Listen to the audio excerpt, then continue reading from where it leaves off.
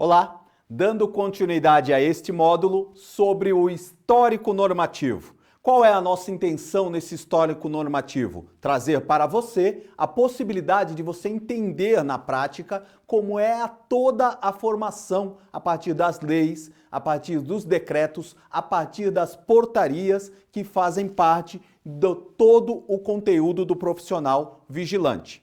Todos temos uma história e o profissional vigilante também tem uma história para poder chegar nos dias atuais. E de que forma iniciou-se essa história que é do profissional vigilante? Só para fazer um comentário também histórico nesse nosso histórico normativo, fazendo referência àquela que foi lá no oeste, do chamado Velho Oeste dos Estados Unidos. Isso, lá no passado, no Velho Oeste dos Estados Unidos, tivemos um primeiro princípio da ideia já de aquele que era a formação do vigilante.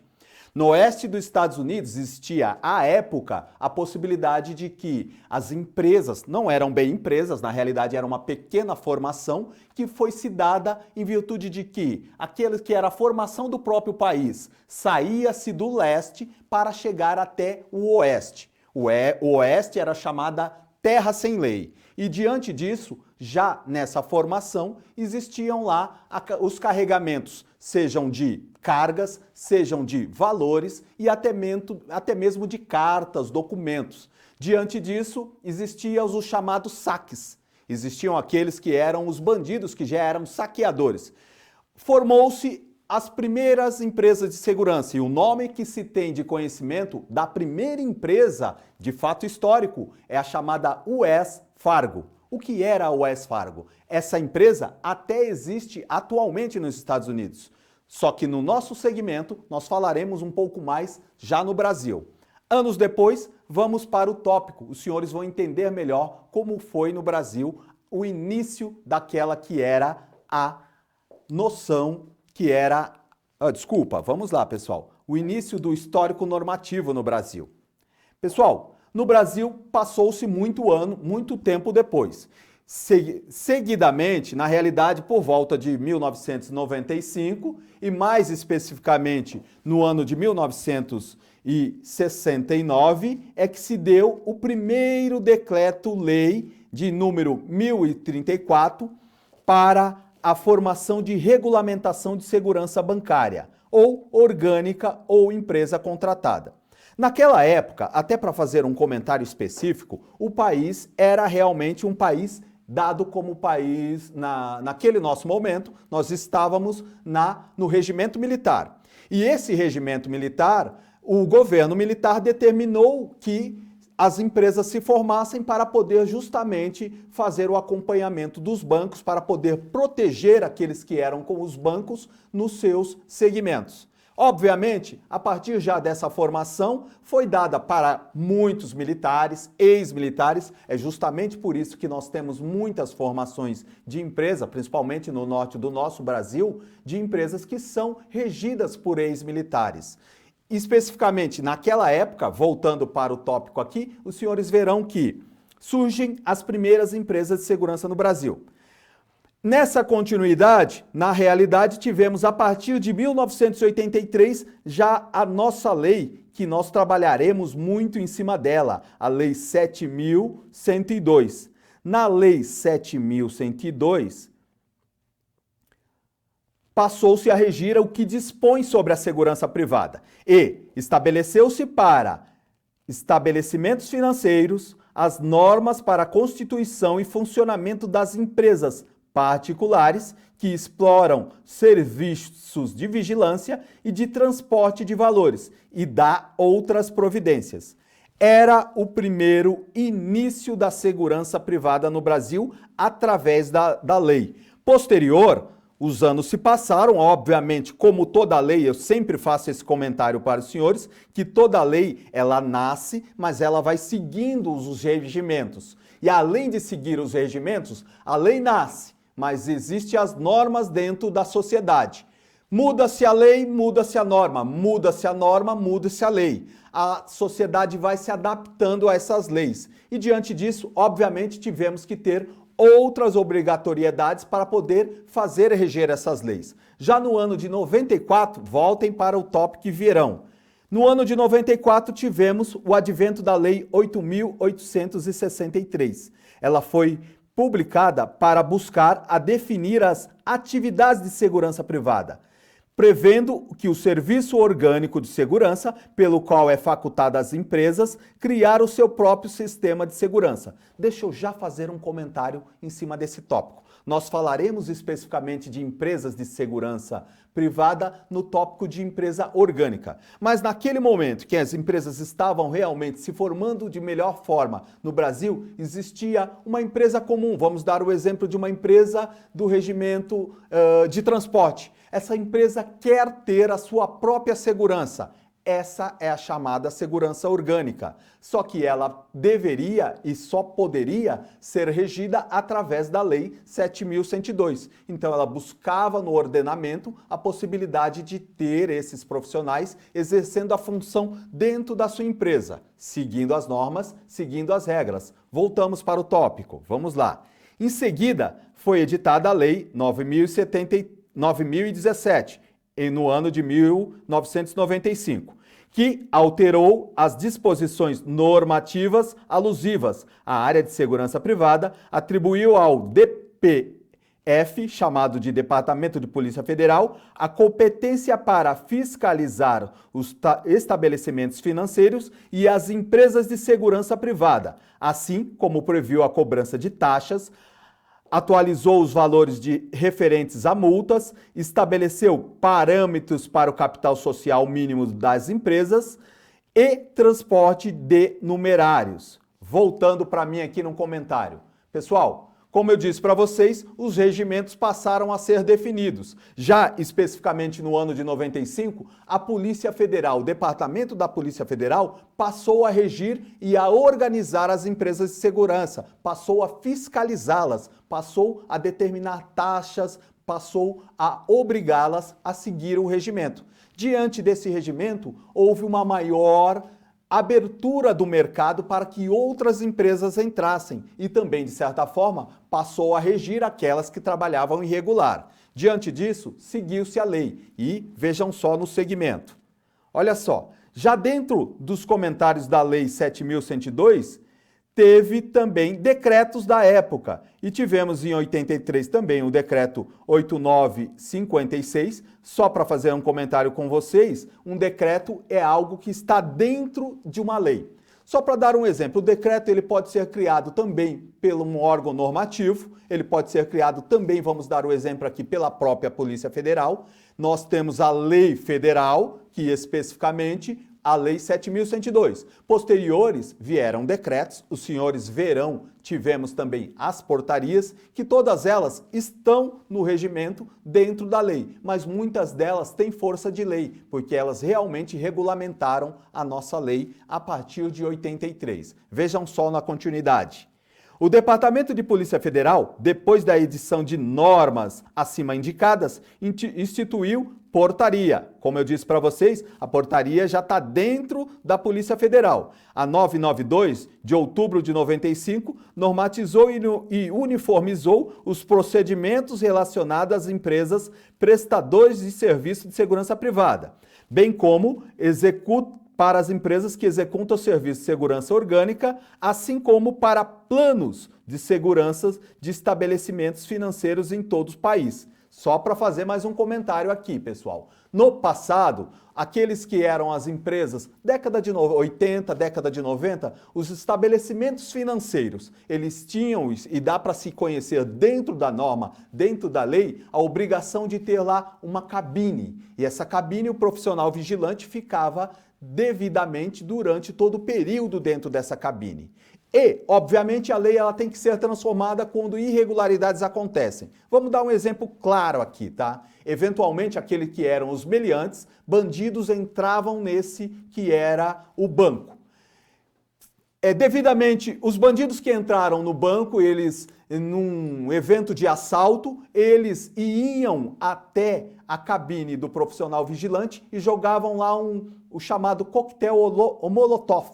Esse coquetel coquetel Molotov, desculpem, o coquetel Molotov levava até mesmo até a morte aquele profissional que estava dentro do local. Diante disso, começou-se a reger novas normas para poder ter o estabelecimento de segurança dentro desse contexto. Aí vieram as portas eletrônicas, vieram as câmeras, vieram as possibilidades de buscar outros meios. Vieram também a segurança remota para que, de certa distância, possa ser visualizado e possa ser também fiscalizado aquele local.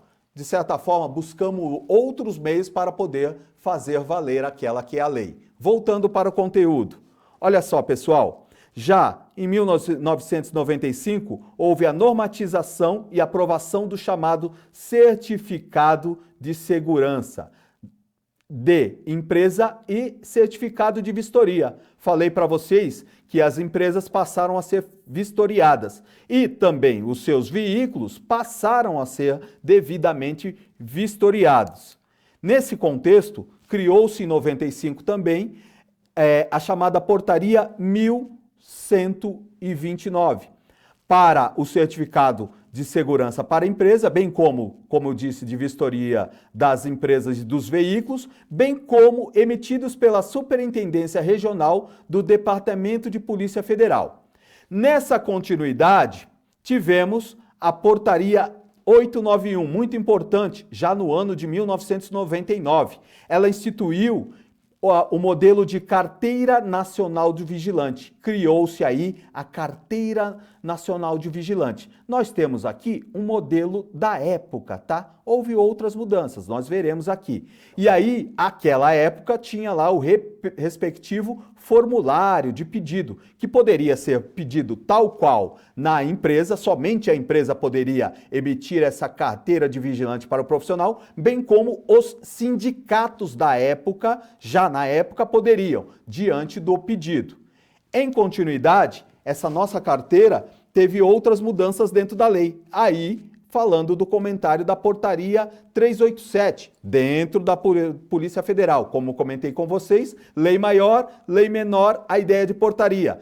Portaria essa com força de lei, porque passou a reger muitas coisas dentro da aplicação da segurança privada, disciplinando em todo o território nacional as atividades de segurança privada, armada ou desarmada, desenvolvidas pelas empresas especializadas que possuem serviço orgânico e de segurança pelos profissionais que nelas atuam, bem como regula e fiscaliza os planos de segurança dos estabelecimentos financeiros. Nessa continuidade, tivemos a portaria número 20, a chamada DELOG, que autoriza a aquisição diretamente no fabricante de armamento e munições não letais, classificadas como de uso restrito, para atividades de segurança privada praticada por empresas especializadas ou por aqueles que possuem serviço orgânico de segurança. Pessoal, voltando para mim aqui para fazer comentários históricos, tá? O serviço orgânico de segurança, nós veremos ainda no decorrer do curso, mas ele passou a ser um menor número com o decorrer das passagens dos anos, das décadas que se vieram. Por quê? O surgimento de empresas especializadas, elas passaram a tomar conta especificamente só de um conteúdo. Elas passaram a reger aquele ordenamento. Você dar um exemplo específico, imagine uma empresa que ela atua lá no meio de transporte. E ela também, obrigatoriamente, ela tem que ter todas as normas da segurança privada, que não é simples. A Polícia Federal é exigente, exige corretamente todos os cumprimentos, então diante disso a empresa muitas vezes prefere buscar naquelas que são as empresas especializadas para fazer esse serviço dentro da sua própria empresa. Foi o conteúdo e a continuidade da nossa sociedade e da nossa formação do profissional vigilante. Segue-se aqui e o senhor vai entender melhor. Veja só.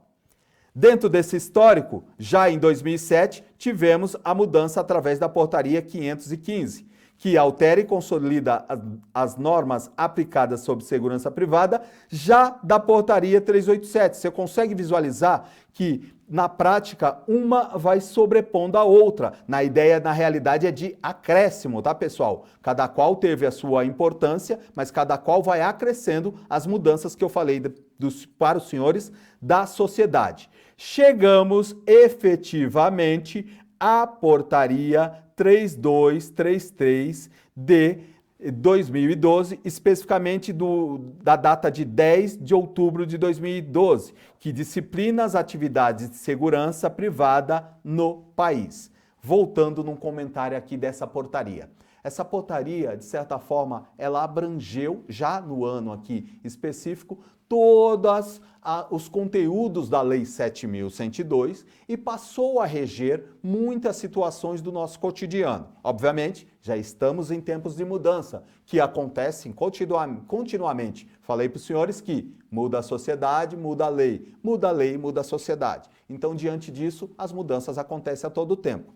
Especificamente nessa portaria, trouxe outras mudanças também, principalmente na Carteira Nacional do Vigilante. Visualizem aí comigo. Olha só, pessoal, a portaria, ela também abrangeu a portaria 3258 de 2013, que instituiu e aprovou um novo modelo de Carteira Nacional de Vigilante, agora sem foto e com o respectivo formulário de requerimento. Não paramos por aqui.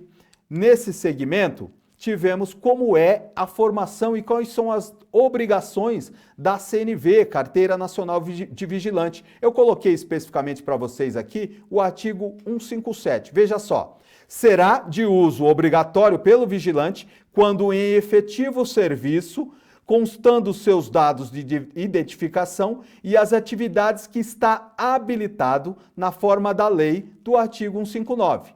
Ainda nessa continuidade, o parágrafo 1º da CNV, Carteira Nacional de Vigilante, somente será expedida se o vigilante preencher os requisitos profissionais previstos no artigo 155, se estiver vinculado à empresa especializada ou a que possua serviço orgânico de segurança, a possuir curso de formação, extensão de reciclagem ou reciclagem dentro dos prazos de validade. Ainda dentro desse contexto, o parágrafo 2º disse que não é válida como identidade, mas tão somente como identificação profissional, devendo estar sempre acompanhada de documento oficial de identidade. Deixa eu fazer um comentário aqui. Carteira Nacional do Vigilante. O profissional vigilante, ele deve sim portar essa carteira no exercício da função. A prática de uso dessa carteira para poder se identificar não é válida. A prática de uso para poder se identificar na vida comum, na vida social, como pessoa social, não é válida. Ela é válida no momento em que ele está no exercício da função. Indispensável na realidade, tá, pessoal? Esse indispensável porque vamos dar um exemplo prático aqui. A eventualidade daquela que nós comentamos que é a Polícia Federal ir até o local de trabalho do profissional vigilante e exigir que esse profissional se identifique. Eu não disse para os senhores que poderiam existir as chamadas milícias, as formações irregulares ou formações ilegais? Sim. Então, diante disso, a empresa obrigatoriamente deverá estar regulamentada. O profissional vigilante que exerce a função naquele local de trabalho, ele deve estar devidamente regulamentado e devidamente identificado. E também falaremos aqui, existe a chamada reciclagem do profissional vigilante, que é dada a cada 2 anos. E na prática, esse profissional, de forma alguma, poderá exercer a função se não estiver com a sua chamada reciclagem em dia. Então agora você consegue visualizar que o contexto do exercício da profissão com o uso da carteira é indispensável para o profissional. Voltamos para o conteúdo, olha só. Ainda dentro do comentário da CNV, atualmente está vinculada ao GESP. Pessoal, só para fazer um comentário do GESP, Gestão Eletrônica de Segurança Privada. Com o andamento da sociedade, a própria Polícia Federal, existe o órgão específico que é regulamentado, que de certa forma hoje, eletronicamente, você consegue solicitar a sua Carteira Nacional de Vigilante através da sua empresa e, de certa forma, no mesmo momento já consegue emiti-la, tá? Essa emissão, como é feita? Sim, papel simples, papel A4 é o documento. Ele é válido, como eu disse, em todo o território nacional. E, porventura, se esse profissional quiser uma carteira devidamente plastificada ou dentro de um cartão específico, ele pode solicitar diretamente ao sindicato de classe. Faz o pedido, talvez, eventualmente, vai demorar um tempo maior, mas também ele vai ter a regularização através da carteira e um documento físico de melhor porte para poder apresentar. Voltando para o conteúdo, olha só. Para obter a CNV é necessário gerar e emitir a GRU, que é a Guia de Recolhimento da União, via GESP, como eu disse para vocês, que é o órgão da Polícia Federal. Esse órgão, desculpem pessoal, ele está diretamente ligado às funções da segurança privada, tá? Então, a empresa, bem como também vamos dar mais um exemplo específico aqui, aquela que é a Escola de Formação de Vigilante, também tem a obrigação de ter os regimentos. A Escola de Formação de Vigilante, todo o documental daquele que foi procurar a escola para poder se formar vigilante, ele é colhido e ele é enviado, o exemplo aqui, para a GESP, que é o órgão dentro da Polícia Federal. Há também o outro órgão regulador que nós falaremos, a DELESP também fará essa conferência de documentos. E vocês entenderão como é a formação do profissional. Voltando para o conteúdo. O comentário que eu fiz, olha aqui, prazo instantâneo, documento, se você solicitar, aliás, a empresa solicitar para você no mesmo dia, é capaz de ser emitido instantaneamente, porque estando regular, obviamente o profissional conseguirá emitir esse documento. Em continuidade, há, como eu disse para os senhores, a emissão do modelo cartão de PVC, através da autorização da DPF, que aconteceu a partir de maio de 2018, em conjunto com os sindicatos da categoria. Para aquele que é sócio, ele terá lá a gratuidade. Para os não sócios, o pagamento de R$ 30.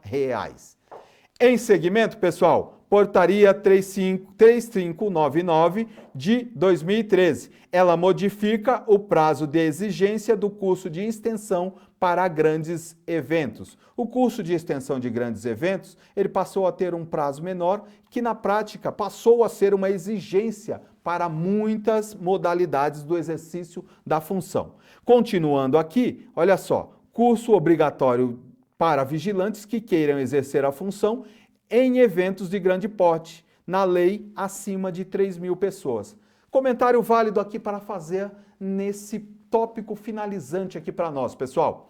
O curso de grandes eventos, que também é um curso específico, também dado em módulo na nossa categoria, dentro do nosso grupo IBRAGESP, mas esse curso passou a fazer menção para aqueles profissionais no exercício da função, que vamos dar o exemplo do profissional vigilante no estádio de futebol. Esse profissional, ele vai estar exercendo a sua função, mas ele tem conhecimento básico, específico, para exercer a função em locais que existe um número maior de pessoas. Como agir? Como tratar? Qual é o direcionamento para as pessoas? Como direcionar para um local ou para outro? Tudo que se aprende no exercício da função. Obviamente, a Polícia Federal sempre fazendo esse comentário, fazendo esta fiscalização, esse regimento. Estes foram alguns dos comentários que nós daremos em outros blocos e a partir do próximo bloco que eu aguardo os senhores. Até a próxima, até lá!